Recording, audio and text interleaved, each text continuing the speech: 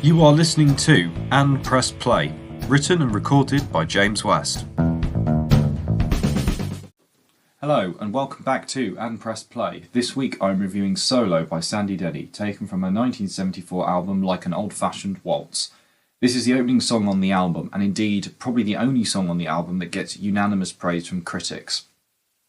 It starts off immediately with Denny singing "Good morning, good afternoon, and what have you got to say?", which immediately draws the listener in with a question and also prevents a very strong opening with just very short statements and an almost accusatory tone to the final bit, "and what have you got to say?".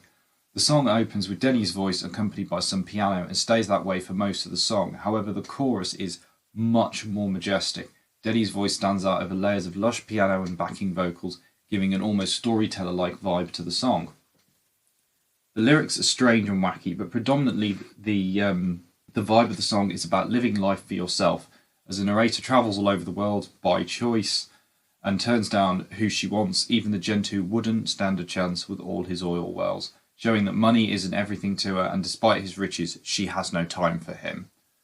She wants to do everything on her terms. This is accompanied by the lines about opportunity unfurled, which show that for the narrator, living for herself is much more important about doing anything with anybody else. There is also this general vibe of kindness that kind of emanates throughout the song as well.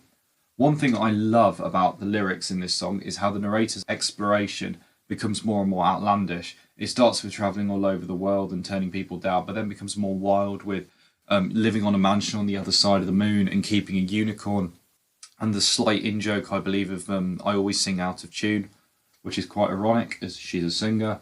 But what's great about all the talk of the moon and the unicorn is it's a sense of her decisions that you infer from the lines. It's always her choice.